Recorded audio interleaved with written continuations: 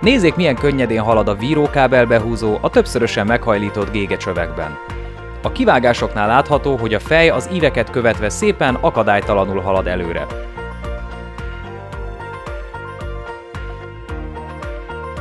A vezeték csatlakoztatása a fejbe gyors, könnyű, mindemellett stabil, erős és biztonságos oldható kötést ad. A vezetékek áthúzásánál is látszik, hogy milyen könnyen és akadálymentesen halad a vírókábelbehúzó még az ívekben is.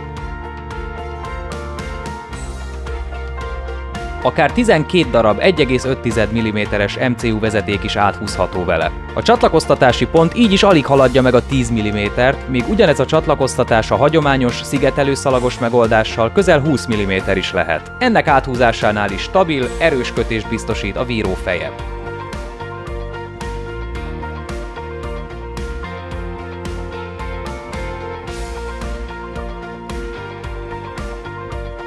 Nézzék, hogy a vírófej milyen könnyedén halad a már behúzott vezetékek mellett.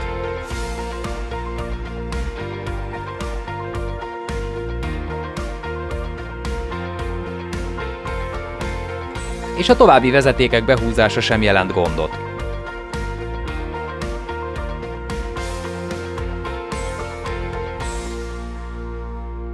Viro. Innováció a kábelbehúzásban. www.viro.hu